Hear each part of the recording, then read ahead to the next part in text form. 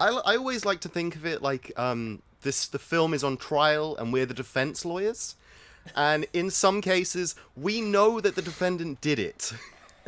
We know that they've done the crime, but we still have to stand there with gritted teeth and be like, oh, it's a good film. It's a good film. Until the jury rests and we can go, I hope that sack of shit rots. Your favorite film is awful. Hello, and welcome to Your Favourite Film is Awful, the weekly show where we take your favourite films and defend them against negative reviews. As always, I am Luke MJ Powell, and with me is Charlie Lilly. How you doing, guys? And Sean Grimsley. What up? What up? I'm hoping that these directions that I've pointed visually actually line up instead of just being flipped and I'm pointing off screen somewhere.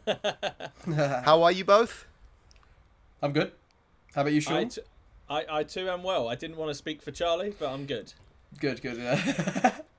But he appears to be well, Excellent. so we're well. It appears to be well. I'm here. You're here, and that's why we're happy. Yeah. Today we are doing Fear Street 2021. Charlie, you're the one that opted for this film, so you get the privilege to tell us what it's about. Okay, I'll try my best.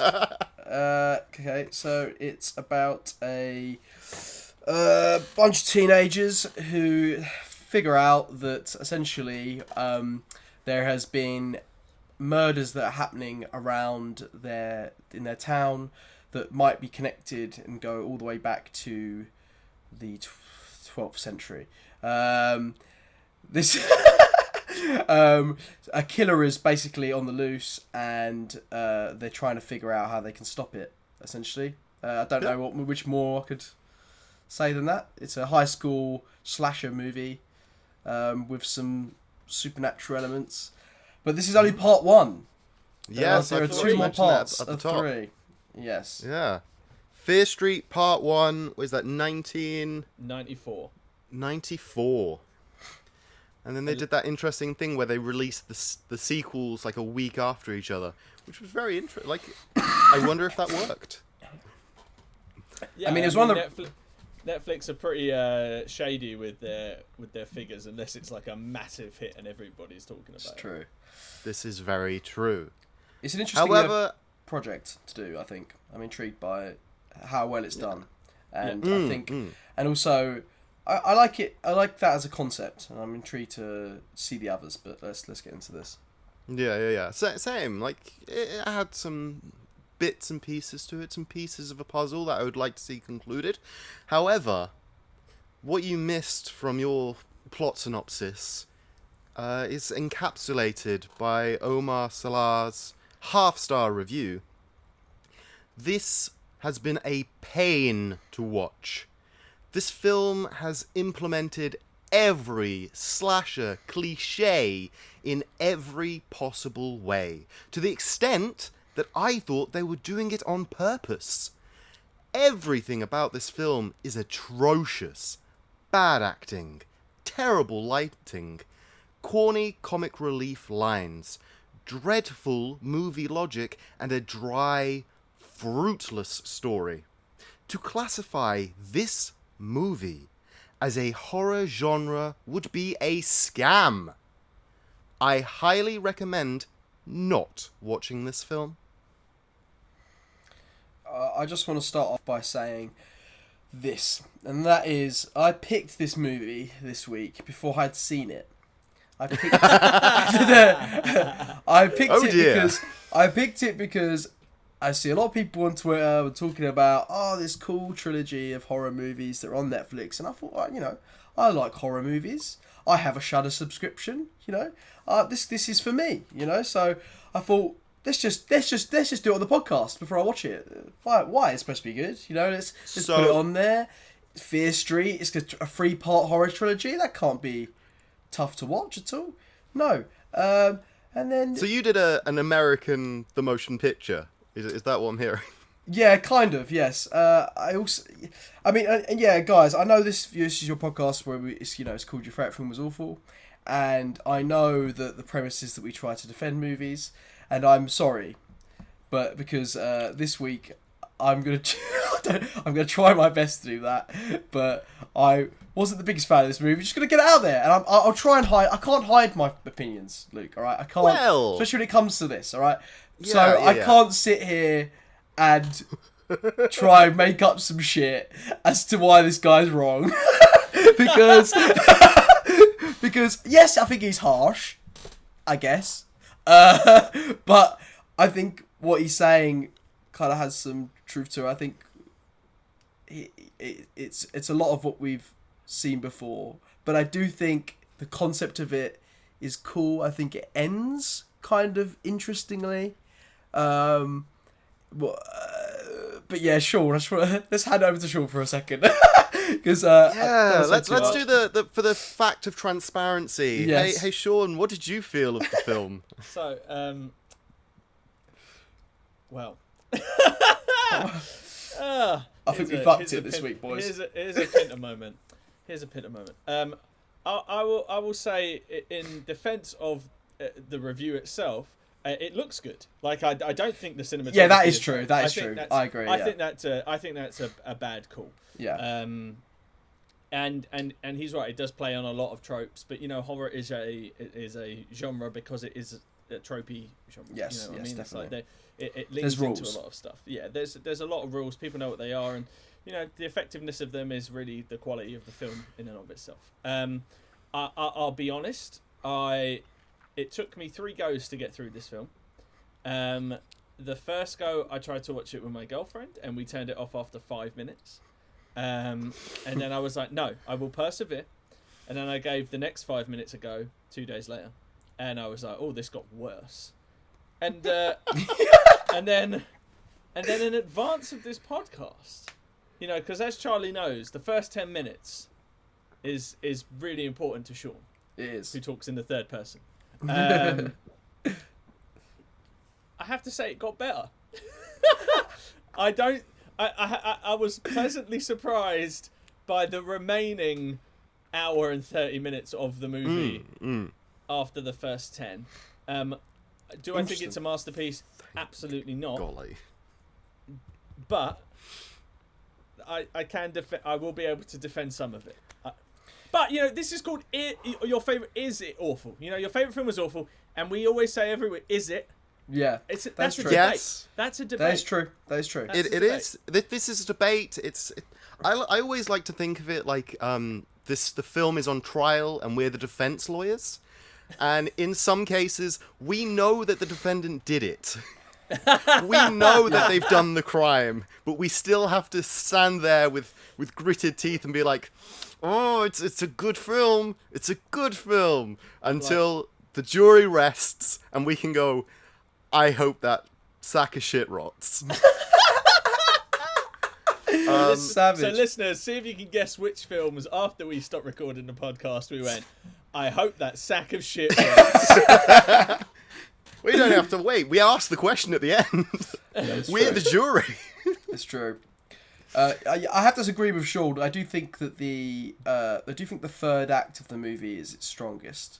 And I did find myself being more engaged in the third act. I just think how we get to there is very sloppy. And a lot of the time, I think they kind of ruin opportunities to use a lot of tension to build stuff. Instead, we're being sort of told there's tension with this music, the high strings. And I'm like, but we haven't seen anything yet that's scary. What's going on here? Do you know what I mean? It's really weird. It's like, do you know when you play a video game and you know the enemy is about to attack you because the music starts playing, and then you've killed them all, and you think you've killed them all, but the music's still playing, so you're like, no, there must be one left. Do you know what I mean? It was kind of like, that's how it came in. It was weird. It was like, it was telling me before I even saw tension on the screen to feel tense.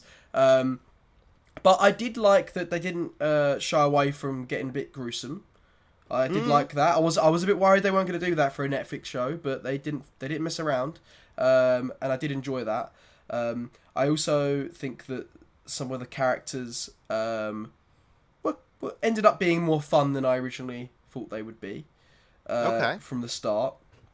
But yeah, I have to agree with Sean about the first 5 minutes. I thought Sean was being like, I don't know, exaggerating when he said it to me, and then I watched it and I was like, oh, oh no, oh no. But yeah, yeah. I actually don't agree with the first 10-minute analogy, because I thought that the first 10 minutes as its own little bit, like if that was a short film on like YouTube, I would have watched that quite happily. I've been like, oh yeah, it just alludes to like Scream and better slasher films. Sure, that's like a self-contained thing. And then at the very end, when like the girl gets pushed through the bread slicey machine. Those are my two favorite bits of that the was entire great. film. That was the best bit of the movie, because I was like, that's no, they're not doing that. Especially because by that point, I'd assumed that I had assumed that they weren't gonna do it, and that the cast was gonna stay. I knew that there were part 2 and 3, so even though they've got dates going backwards, I assumed that this would be like a Scooby-Doo gang that would bounce between the 3 films. Because I've heard the second one's better. I heard the second one's the best one. Yes, I've heard So, this as well. I kind of want to watch friend that. Andre that came on to do Train to Busan, he is a horror enthusiast. He loves and he his said horror, that the second one's the best of the 3. Okay. So that's hopeful. And that's the one with the sack on his head, isn't it? That's going to be the guy. Yes. Which I'm like, okay, I'm for that. I will say, like, I do think that like all of the different different types of killers, like having more than one, was a fun thing. That was a good idea. To kind of conjure up. I don't know how tightly these are based on the R.L. Stine books, but it certainly felt like the overall thing is, I think I became more forgiving when I realised that this was actually designed for teenagers. Like, it isn't the kind of horror that's trying to appeal to everyone. It's like specifically designed for teenagers, in a way that kind of the Goosebumps movie with Jack Black was designed for kind of kids. But I still feel like Scream's designed for teenagers, yet it still packs more of a punch. Do you know what I mean? Oh no! I know what you're saying, though. I know what you're saying. I feel like this is exclusively for teenagers. Yeah, it is like, exclusive. You're right. I don't think, unlike Scream, which is trying to say like, if you're older and you've seen all the horror movies we're referencing, you'll really enjoy this. Yeah. I almost feel like this is for teens in the sense of it's assuming that they haven't seen Scream, or if they have, that's the most that they understand of horror. Like, it's so diluted through the postmodernism. It's true. That I think, that was one of the things that first struck me with the opening sequence. The stunt casting, the fact that they mirrored the exact movements from Drew Barrymore's death and Scream, but I'm like, but you haven't like set up any dread. Yes, whatsoever. It's done really badly. Having it as a designated opening sequence, I'm like, that's what the Scream opening is. Like, that is still one of the best opening sequences to a movie in any genre of all time. Period. And it was clever because Scream's so self-referential. It established itself as we're going to follow all the rules, but also, by the way, we're doing our own thing that you haven't seen this before. Whereas because this is pastiching this, unlike Freaky, which I think is going for more of a comedy angle on it, this one came off more comedy to me than I think it was trying to be. Yes, no, yeah, I got the feeling that this was trying to be serious, but its seriousness made me laugh. It was like the straight man in a comedy duo. It's true. And I think it was difficult for me to have come off the back of Freaky to watch this, because I'm watching that and going like, here's the high school stuff done really good, really well. Yeah. And with a bit more nuance. And then here we have, these characters that are very one-dimensional, and it is very post Stranger Things world. Which the only thing I would say that I did kind of like, and from the trailer for the second one, I don't know if this is true, but I think this would be quite funny or clever of them, is that they use Maya Hawke, a character that's in Stranger Things, and then they kill her off straight away, because obviously it feels very Stranger Things in terms of the way it looks, in terms of the angle it was trying to push on Netflix as well, and for them to just kill that sort of Stranger Things cast member off, I thought was quite a clever idea. And from what the looks of the trailer for the next one, which also has a casting from Stranger Things, I can't remember the actress's name, But if they kill her off again in the next one, I'm like, okay, I see what they're trying to do here with these opening scenes for the people that are fans of Stranger Things or whatever, and think that these people are going to be the lead or whatever. But yeah, no, I just didn't. I found it difficult. I found it really difficult to like the characters beyond a very sort of at face value thing. Yeah. I found it quite difficult at first to like the protagonist. I think they came across very like, I don't know, very aggressive and just moaning about things, and I was just like, what, really? I was like, you broke up with her, like, I don't understand. Do you know what I mean? And then I kind of liked her more as the movie went on, but I found it was like it's like that, it's that weird Save the Cat thing, isn't it, Sean, where like you're showing me this character and you want me to care about her, but all that this character's done is moan at her brother and get angry about not this person being with someone else that she broke up with, and there wasn't any moments for me where I was like, okay, I care about this person for some reason, until later on I feel like I gained that. I don't know if that was a choice, but I don't know. Do you guys agree with that? What do you guys think? Yeah, I do. I think it was interesting. It's why the opening sequence didn't resonate for me. It was as soon as Maya Hawke popped up and screamed, "Oh, it's Maya Hawke." She's a good actress, but it spends no time on us getting to know her. It's just like, this is Maya Hawke. You're supposed to care because it's Maya Hawke. Whereas, you know, and when she died, I'm like, oh, okay, right, I see you're doing the Scream thing to a T, but without doing any of the work. And then we're introduced to the rest of the characters, and I have to say, I found that the hardest part of the movie, because it was just like, all of the characters get introduced, and it's like this school rivalry, and it's like, oh, they've split up, but the tension is that she's moved to a town 30 minutes away, but everybody drives in America. So weird. So none of that setup felt real. The cross-cutting between the sequences of the fight, I was just that was cringe. I thought it was very cringe. Is coming off as an idiot, and I want to see them all go for a bread slicer. And it's true. One of the few characters that actually by the end I'm like, I'd like to see more of that character goes through a bread slicer. It's true. It was cool, but was it the right character? I don't know. It literally, by the end of the film, if I were to like list my favorite characters in order, the two at the top were the ones that got killed, and I was like, oh, okay. It was a problem that I think that the film had, though. It was like, by the time those two characters are killed, they are the two most interesting ones, in my opinion. But they almost die at the wrong time. Like, we're so close to the end of the movie. It's like there's this big sag in the middle where you're just like, oh, this is so young adult that not everybody's safe. And that they're all going to make it through to the next one. So when it happens, you're kind of like, I feel like you could have just move one of them. I agree. I actually agree. One in the middle, one at the end. Yeah, because nothing happens for a really long time. And especially the way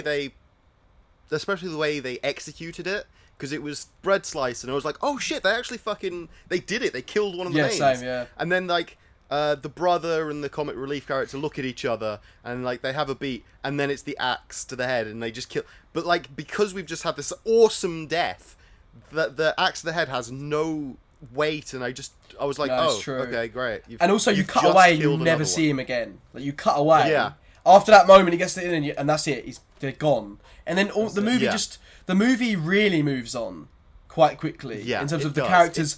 Like the sister and the brother, like kind of move on with their life quite quickly. I feel like the brother would have been a lot more distraught, considering how he felt. Like first kiss, probably. It's kind of that whole sequence. It was like the fact that no one died for the middle of the movie. It was like, okay, you're kind of doing a Stranger Things vibe here, which makes sense because that's clearly the audience you're targeting. But then it almost goes into a kind of It Follows mode, but like for young adults, and it doesn't really kind of follow through in the same way that It Follows does. Like, which I actually think has less. It has less deaths than It Follows, but that when it does happen, it seems way more earned, and the tension, like the setup is far scarier. I think you have an intrinsic problem, especially in the logic as well, when the killers only go for the blood, so they walk past people, and it's like, oh, okay, so they walk past people, that immediately means there's no threat to them.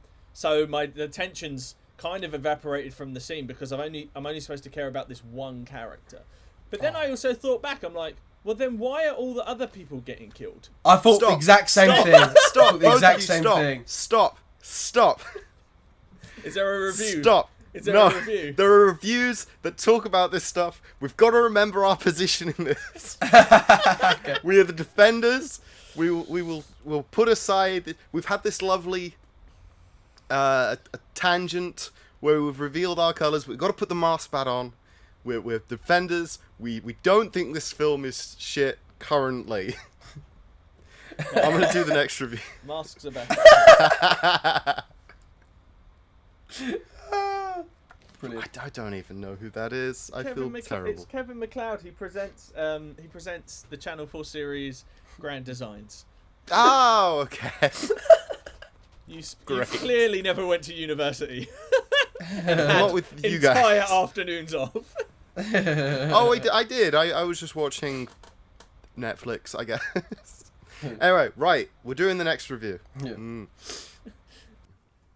Okay, so this review is from Robbie Collin. It's a critical review. Oh, Robbie Collin. to- I know, I'm Robbie Collin. He does the BBC show with when Mark Commode's not there. Yes, yeah, essentially. he covers Kermode. Yeah, covers Kermode, yeah. This might be a female Robbie Collin. Oh! This is different- Robbie with an IE. Is that the same Yeah, Robbie? yeah. Yeah, Still- no, that's yeah, the same one, still- same one. I reckon so. It could be the same. I don't. He's Scottish. yeah. Read it in a We'll Scottish find out. accent. No. He's Scottish.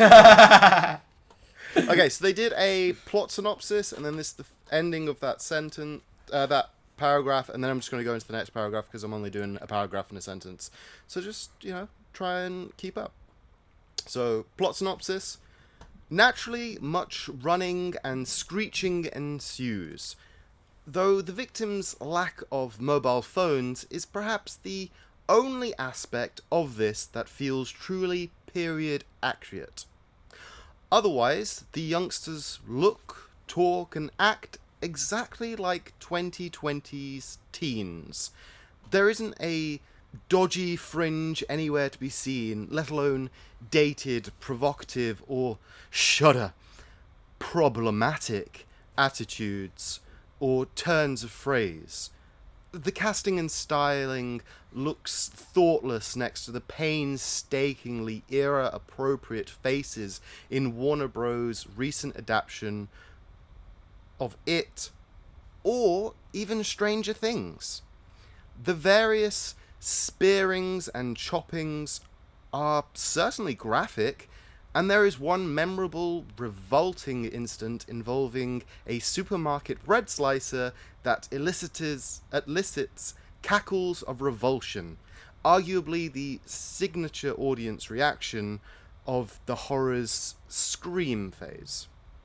But otherwise, there's an unmistakable timidity to director Leigh Janiak and Philip Grazildi's screenplay. It feels odd to watch an 18-rated horror that feels as if it's going out of its way not to offend. And I think the worst part of that review is how I butchered those names. Luke, you are the That was bread tough. slicer, and the names were the heads of that damn girl. and that'd be a dull bread slicer as well. But yeah. I will say, as someone slightly older, that the 90s anachronisms are disgraceful. This, nothing makes it feel like you're in 1994 at all. We don't Even think all the top hits of the 90s playing every 5 seconds. But not all of them are from tell 94. you. Like, Yeah, no, it's true. fact. It's I know true. for a I fact thought that. Without even having to look it up, 2 of those songs came out in 1996. So it's that's just lazy. It's like, to me, it was just a reason to not have cell phones in it. Yeah.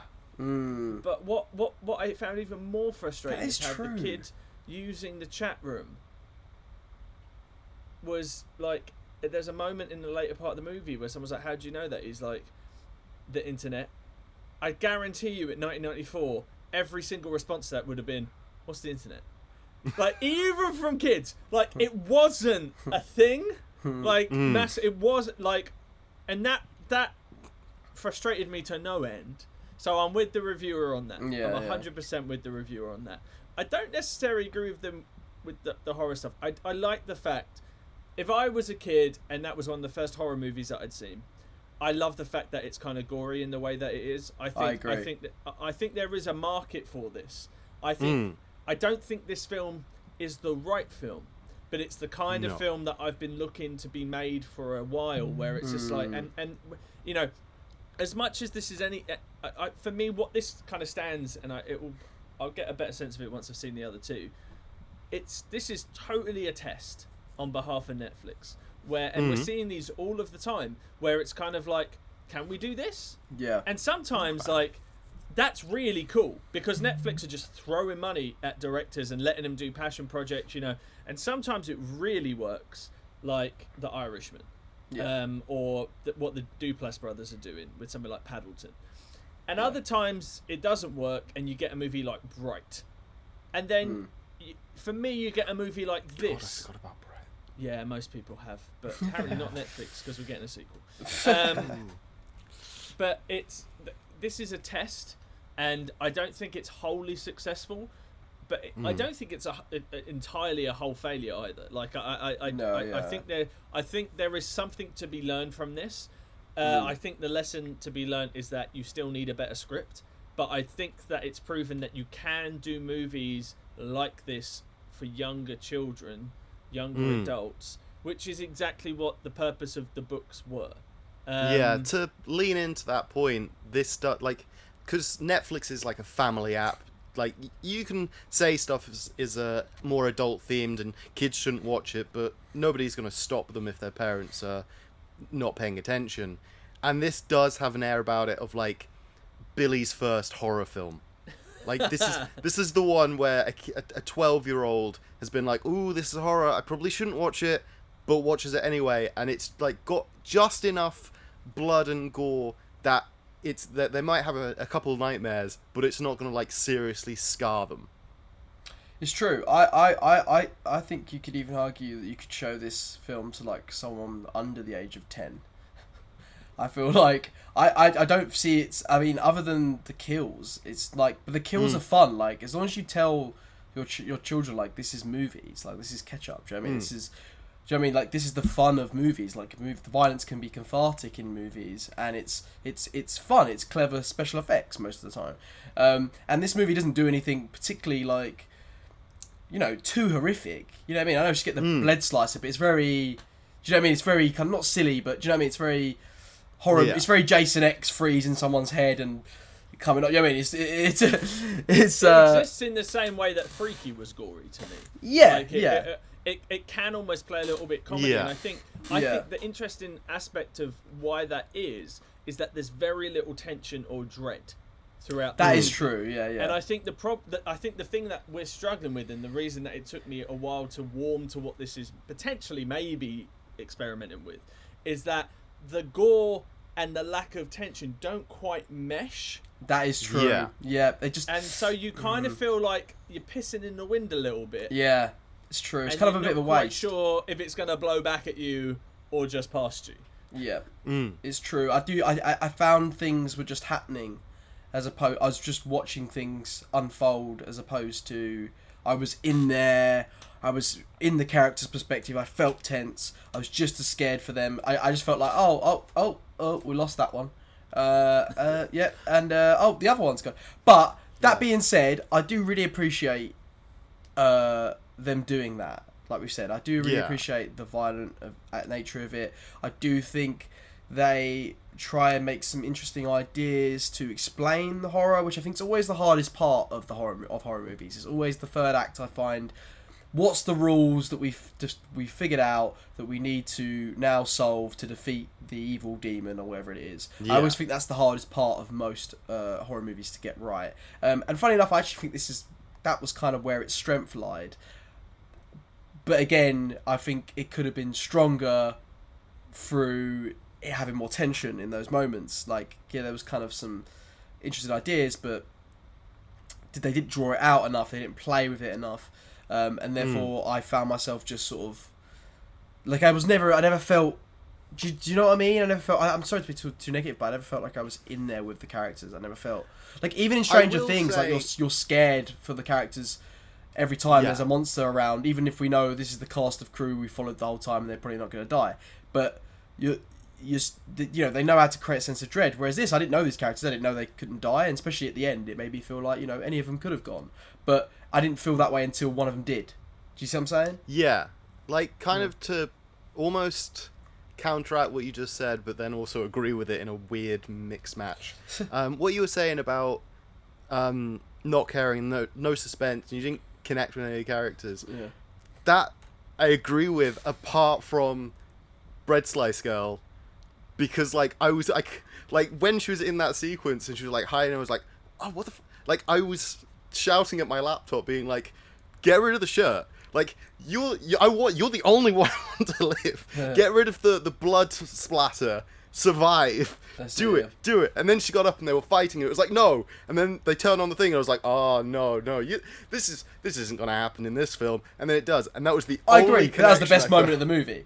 But that's what I'm saying. It was. That and you cared about her then because you was scared of I her. did. Because there was actual tension in that. Because you was like, There hold on a was. It was minute. beautiful. She's been stabbed. Wait, she's gonna die? Wait. Oh wait, no, she can't die. Surely. Oh no, her head's gone for the bread slicer. Do you know what I mean? So you cared It about her was through the perfect. action, for the pain of it. Yeah, the that torture. like if the movie had been that sequence, brilliant. But then to agree with your point, I've got to turn to not the protagonist, but the ex-girlfriend come girlfriend who is fully willing to step outside when they're in the school and die.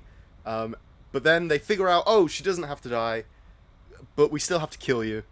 And then she becomes super afraid of death, even though she accepted death not 5 minutes prior. And then they choose to kill her with an overdose. Yeah, And that they is don't really even- hard to come that back is- from. That is true. And it's yeah. like yes, they mentioned So it earlier true. that like it was set up, I guess, but they don't even give the girl water. They expect her to That's true. swallow these pills in Swallow, like 15 swallow! minutes. And then it's just like, what? Also, Yeah.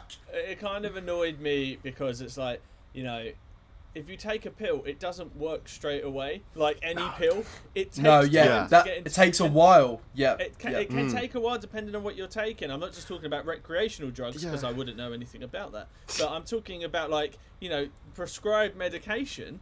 That's going that that it doesn't work like that. And I mean, you can give it a bit of leeway because movie. it's a movie, yeah. Yeah, movie. that's true. But yeah, sometimes it If could you be get like stabbed in days. the It could be like stomach, days you're not after. gonna movie. fight someone. You know what I mean? It's like Yeah, no, it's there's true. logic Yeah. to that, but I did quite like that they had to drown her in a lobster tank and the little Yeah. shot of the lobster crawling away. Like, Yeah, I like I that. don't like. There were moments where I'm like, okay, this film sometimes knows what it is, and it's Yes. got Yeah. some fun and some charm. Yeah. But like, as a whole, it feels like a semi-failed experiment. It feels like Yeah. I agree. I don't know. It feels like But- you were working as part of a group project on a science project at school, and one person just didn't pull their weight, and the other two people had to Yeah, make yeah. up on that. And they only told the people in that group the day before. They were like, "Yeah, I forgot to do my bit, so you just have to do it for me." Yeah, so they had to like slap together some bits. Yeah. Because even that lobster bit, which was, like as you said, it was quite a good bit. But when I saw the lobster, because it was still covered in water, and it was like, I thought that was blood, and I was like, oh, that was so clever, because then it's another target for them to chase.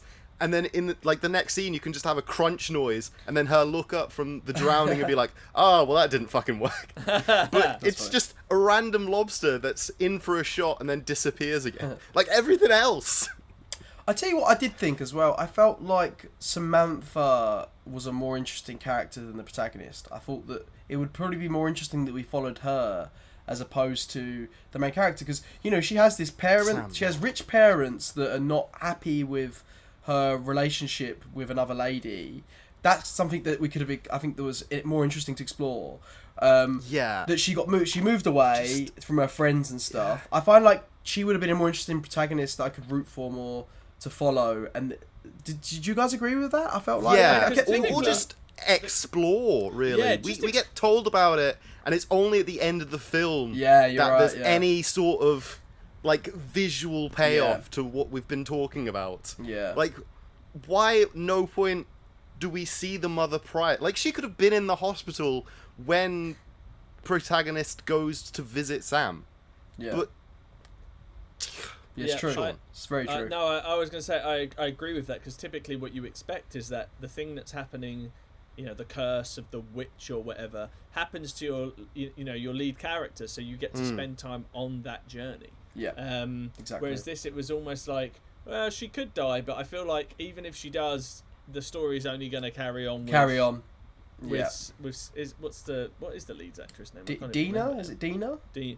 Dina, Deanne, Something like that. Deanna. Yeah, it's something along those lines. Girlfriend. And I think that's probably because they've got that character. I haven't seen, but I assume that there's probably like a through line with the trilogy in the quote unquote present, and so she's the one that's gonna carry on to the end of the films. Like, I feel that's probably what they've done. The other thing I will say that I'll give the movie credit for, though, with the casting of everyone except that D character, mostly age appropriate. They all actually looked I agree. around the right age, except for her. And I looked it up during the movie because it was annoying me, and she is like 28 years old. Oh, And it bummed me out, because I was like, everybody else kind of looks, especially It's the true. blonde kid that gets the axe through the head. I was like, he Definitely. actually feels like a teenager. yeah. And he acts like one, and I thought it was quite. I think that's why you guys were saying that you liked him more as a character. 'Cause I feel like he acted like how kind of boys do at that age. And there's a couple of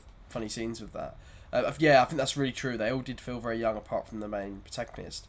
I feel like you could have followed any one of those other characters as opposed to. I don't know if that was just me. I just felt like there wasn't much to her at all. Yeah, that became really key for me at the end, when the police officer's just like, "You gonna pin this on your friend?" And she was like, "You mean my friends who are like look after their sister and like worked a job to pay because their parents are broke or whatever?" And I was like, that would have been more interesting. Yeah. So, but when they I saw her looking after her sisters, but like I saw her giving the drugs to the kids to like dish them. I was like, I'd rather see that version where that line hits. Yeah. Because that would, if this is for young adults, if that's what we're talking about, there's nothing you feel more than when you're a teenager, like the world is against you. Yes, and that exactly. everything you do is a burden to you. And like, Yeah. like I had to help my parents start paying their mortgage by the time I was 16. So like seeing something like that on screen would have been amazing for me, because that was such a unique experience for me. No one else that I grew up with, friends, had to do that. Yeah. And it was like it felt like a real missed opportunity for that as the narrative, as opposed to what was the narrative. Yeah, I 100% agree with that. I felt the exact same. But again, we're defending. Yeah. We're going to be defending against Butcher Boy Bryce and their 3 out of 10. Butcher Boy. Guilty. Another short attention span Netflix TV movie marketed as a film. Zero build-up or suspense. Scenes constantly skip ahead with ADHD pacing and zero scene building. Characters tell the viewer the plot via exposition dumps. Features lots of great music from the 90s, but music supervisor seems to have zero context or understanding or appreciation of this era. Songs skip ahead from one to another, don't play out fully, and don't match up to what is happening on screen. They rarely play longer than the chorus. Seriously, fire their music department. Imagine an alien watch Scream and MTV Cribs for the first time, and then was told to make a film with a TV budget. It's interesting. Like I've already talked about the music, so I won't linger on it. I do feel like it was lazy, Yeah, but definitely. all of the 90s stuff was incredibly lazy in my opinion.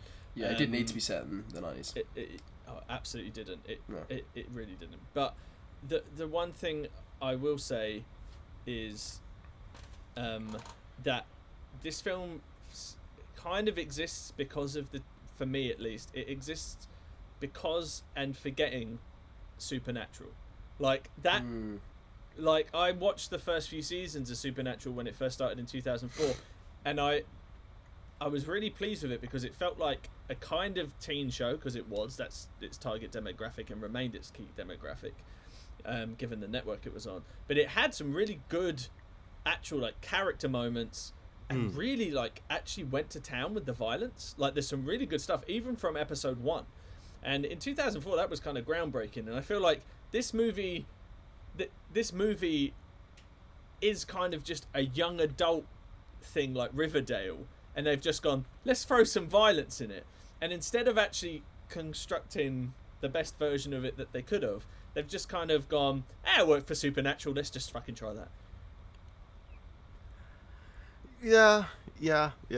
That's it doesn't take a lot to kind of pin those two bits together and understand entirely where you're coming from, because it does have that weak, paper thin care to it. I think that's what. Yeah, I agree. I think that's what I'm kind of. I think that it's part of the problem with like I'm curious to see the second one, because I feel like this first one doesn't try to reinvent the wheel at all and just instead gives you what you've seen before. But the concept of doing the 3 movies, horror movies, the trilogy, is like kind of a new thing. So I'm curious to see, like, okay, we've had to set you up with this kind of first one where we just deliver what you've seen before. I'm interested to see if they take that and go, okay, well, the second one we try and do something a bit different. I'm just curious. Yeah, same. Especially because even though our friends have said that it's like the best of the trilogy, it doesn't really amount to anything if this they ranked as a 3 out of 10 and that's a 4 out of 10. So it's better, but it's still not great. Yeah, that's true. Yeah. And especially for the 3 of us, we don't know if that is. So it's kind of we only know it's better. Right, I'm going to do this final review from Eric Kane. It's a 2-star out of something, though their website didn't tell me. We'll get rid of the bottom line. I've top and tailed it once again. There are multiple paragraphs. I'll pull it after a paragraph. I often talk about how shaving 20 minutes from a film would help the pacing, or make an overall more enjoyable experience for audiences. But Fear Street 1994 isn't particularly long, and cutting 20 or 30 minutes wouldn't solve its most glaring problems. You can't make us care about these flat, uninteresting characters by improving the movie's glacial pacing. Even the funny man Simon isn't particularly funny. So that's paragraph 1. I didn't have too much of an issue with it pace-wise once I got past that first 10-15 minutes of the film. That was the only point of it where I was like, this is really dragging. Once it kind of got going, I agree. was like, it's kind of moving pretty well. It was just that stuff up front, like the Shelbyville, Springfield kind of school stuff intercut with that awful argument where she's brought this box of things to this game, not even knowing if she's going to see it. I was just like, that is hands down the worst moment of the film. 100%. All of that and the whole and everything that stops it from being great kind of falls out from the fact that they've pinpointed that as the emotional backbone of it. Yeah, I agree. So yeah, I can understand. I mean, for the fact that it took me 2 attempts to get into it, yes, it does have a pacing problem, but I think it has a number of issues. But once it gets going with what it's trying to do, I don't think the pace is necessarily the issue. I think it has some bigger issues than pace. I agree. I don't think that's its glaring problem. I think that that was fine. I didn't hate it, didn't like it. Either way, in terms of the pacing of it, I didn't think it was too bad. I do kind of dig that it just got going. It takes time to slow down a bit in the middle a bit, but it kind of it does try to keep you on your toes a little bit, I think. So I wouldn't necessarily agree with that. Yeah, I'd say it wasn't the pacing. It's the fact that it's well, it's The characters not are even true. undercooked. It's just it's still raw. Yeah. A lot of the ingredients are still raw. It's Yeah. still you can taste the flour and the egg still, and you don't want that in your beautifully baked film. Like that first 15 minutes, I've improved it. Like, you know, it's that classic cocky thing of being able to say, like, this is how you solve that problem, but it's so glaringly obvious that you can get rid of that conversation by just having the lead character Dina and the bread slicer head girl have a conversation about the fact that she's just broken up, and these are the, do you know what I mean? Like, just like, how are you feeling about that? Like, it's really hard. Cross-cut that with the other girl on the other side who's like with the boyfriend but actually having a terrible time, and you can do that in a matter of that's 2 scenes And no dialogue either, really, necessarily, in terms you of don't even a need lot the of that. dialogue. You can just have it. Also, maybe don't have the confrontation, and the reason they chase after the bus, it's they have a brawl at a funeral wake thing, like a moment of silence, and like the communities are meant to come together, but the Blissfield or whatever they're called, like the good village people are like, they're all scum, fucking good that they're dead. That was another thing you just reminded me of why I found it quite difficult to like a lot of these characters. Was just like, no one gave a fuck that these people died. Like, No. like I know they do that trope before where there's always one guy. There's always that one douchebag, you know, in the school who's like dragging the body along, you know. But like, that's fair enough. But like, everyone just didn't give a shit. Do you know what I mean? And I was kind of like, how am I supposed to like these people? They have no empathy for, or fear whatsoever that these murders Even if happen they all the have time. labeled this town as like murder central or whatever, like people are still genuinely care about stuff, especially if they live there. Yeah, like when people die, people are kind of like, you know, there's a weight that the school holds. Do you know what I mean? Yeah, whereas like this guy, I gave a shit, and then it was like, okay, what? Like, it was weird. Can I also just say, like, worst sheriff ever? Like, so useless, ineffective at every capacity. Like, literally watching kids commit assault on other kids, and none of them get arrested. They're just free to drive off and do whatever. It was just like that level of it is just ludicrous. So it's just like, there are so many logic issues in that. Just rewrite the scene without them. Like, you've written them into your script. Just like come back and go, right, how can we do this without those problems? Yeah, but then if you want to talk about the sheriff, you got to talk about the police guy that gets his gun stolen from him during like a hug or whatever, like a little confrontation, and then Deanna has the gun, uses it once, and then drops it in the middle of the street. And what does that in the sheriff middle of the find? road? Not the gun, but The locket. necklace. The necklace. But also, how did he not see that when he pulled in? His car was there when he pulled in. When he was facing that way. Yeah. True. Okay. I Right. think- Next paragraph. Just Just before we go to the best paragraph, Yeah, I just go. feel like the film. It sounds horrible to say, but I feel like it's like a first draft. Like it has a lot Maybe of kind a of second. good ideas, maybe a second, but like it kind of. Yeah, there's a lot of stuff I was like, you just tighten that, you know, just tighten that up, take away the very expositional dialogue of the things, and you know, there's a lot of good ideas. Just add people, give a bit more meat to the characters, because there's something good here, and I feel like that's why the third act's its strongest point, because that's when it separates itself from what we've seen before. But necessarily, you know what I mean? Okay, this is intriguing. This is something different. Whereas I feel like the whole movie is just kind of like, oh, we've been here before. This is kind of, you've seen this. Let's kind of just run you through it. Let's run you through the beats, and then like I even got to the point where I was like, oh, we're at this point of the movie that we've seen a million times before now. But I feel like it just could have tightened it a little bit. But yeah.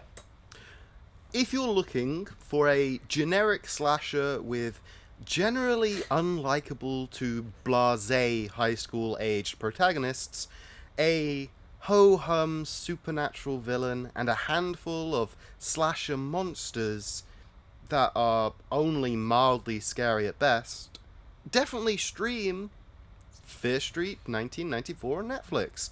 It checks off all of the boxes. If you want to watch actually enjoyable horror slasher movies, look at the film's inspirations instead. From Scream to the Blair Witch Project to Poltergeist to Halloween, there are plenty of far better scary movies to choose from, with both Fear Street 1978 and Fear Street 1666 landing later this month. I was looking forward to a trilogy of new slashers. Instead, the only reason I'll tune in for the sequels is to write these reviews and hope that I'm pleasantly surprised. You know what? This paragraph just kind of leads on, but if you want to jump in. Just gonna say, you know what? I'm with you on that. It's like the film's falling short where it falls short. I'm kind of watching the next one out of to see if it will get better. Yeah, same. Just continue at the same. Kind of that sunken cost fallacy of I've put in the first film, I've got to follow through now. Yeah, exactly that. Yeah. Exactly that. I'm stood in this queue. I'm staying firm, even though the other one's moving faster. Yeah, exactly. Fear Street 1994 has a designed by committee feel that infects everything from its casting choices to its costume design to its nostalgia-burdened plot. Far from a subversion of the genre or a fun homage to 90s horror, Fear Street 1994 is derivative, shallow, and painfully generic, playing it safe at almost every turn. Only its bloody end caps save the film from utter mediocrity.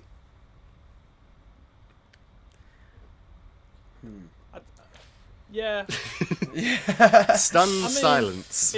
We've kind of talked about it at length, but I kind of think that's a really good review to leave it on, because I kind of feel like this film is mediocre at best, and as an experiment, it hasn't quite worked.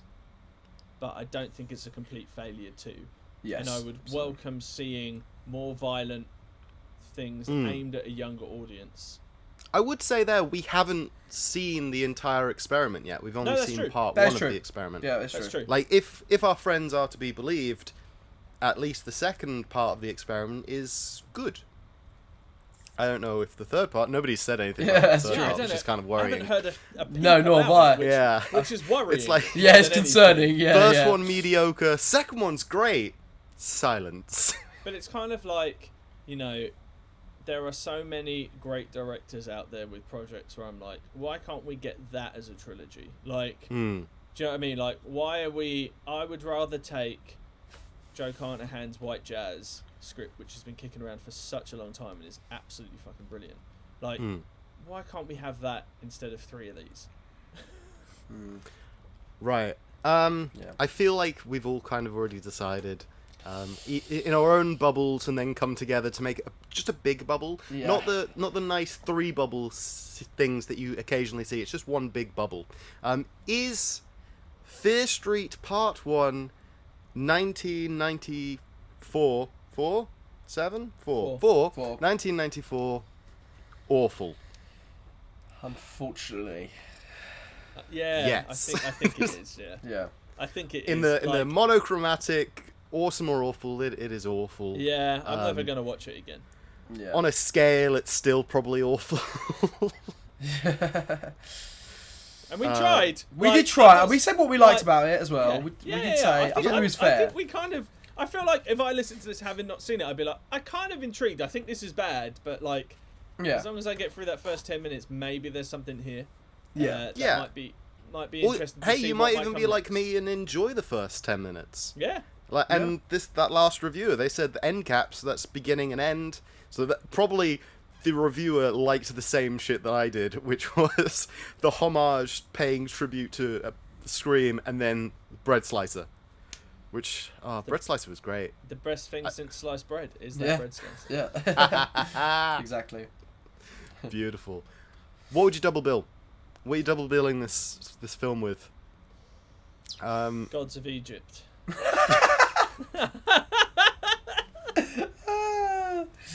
Brilliant. Okay. No, Charles. I almost feel like I double. Sorry, I almost feel like I double bill it with Scream, so that you can be like, this is, because I almost feel like the target audience for this is people that haven't seen Scream. Right. So I'd be like, here's the movie that's actually the '90s movie that this promised it could be. Yeah. Yeah. Yeah, it's true. Okay. I would agree with that. I think it's difficult double billing it because you're just double billing it with the better movie. I would almost just say, just because I watched it recently, Freaky, you could kind of watch those two modern ones. I think they would go quite well together. Because like we said, there's some moments that maybe unintentionally funny in this, and that's a film that's trying to be funny. And they've got a similar vibe, particularly with the kind of CGI violence and stuff. So yeah, I feel like that would be my pick, even though I much prefer Freaky as a movie. Yeah. I'm gonna go a little further afield, and I'm gonna say Scary Movie. Because you've got this film, which you can see blatant influences, and they try and do like a good, well, not good, a more focused, stern. No, they're actually trying to make a film, whilst Scary Movie has a lot of the same sort of influences, but it's the comedic side of it. So you'll have your straight man and your comedy character in a nice little duo, and I feel like that would be a nice double bill, probably. Maybe. Who knows? Why don't you watch it, good listener, and tell us what you thought of that double bill. Double bill all three of these. And do you guys think, I just want to ask, do you guys think that we should do the second one on the podcast? Oh, 100%. I was going to say, I think we should come back and do it in a couple of weeks. I think so, that's good. Yeah, I mean, Halloween's just around the corner. I'd say Halloween, we'll save it for then. Wait, is it? Well, not Halloween, but month. October. All right. Save it for October. Yeah, we can do another, because we did that last time we recorded during October, where we did lots of horror films then. So we can. The only problem with that is, with saving it for October, is fucking everything is coming out in October. Like Bond's coming out in October, Lost and Soho's coming out in October, June's coming out in October, Jackass is coming out in October. Be busy, boys. Halloween Kills. Do you know what I mean? So like, I feel like busy. That's it. Yeah. We're gonna be busy. Well, we'll have to see if Fear Street 2 can hold fast and actually stay there, and if those films actually release, because world's still in turmoil. Sean, hello. How you doing? Still good. Still good? Still happy? Still living the dream? Still good. You can find me at sgrimsleyfilms.com, and as always, support Full Fat Videos, please. It's quality content coming straight out from the mouth of Matthew Whittle. And Charles. You can find us on Facebook, Instagram, Patreon, and YouTube. Your favourite film was awful, and you can find us on Twitter at FabFilmsAwful. Mwah, beautiful. So yeah, let us know what you want to watch, what you want us to watch and talk about. If enough people, let's say enough, let's keep it vague. If enough people want us to do Fear Street Part 2, maybe we'll do it before October. Yeah. Maybe we'll do it at all. Otherwise, I hope that you're having a lovely day, or night, or whenever you're watching this. Bye-bye. Take care. Au revoir. What's your favorite? God, that's awful. Favorite? Awful. Awful.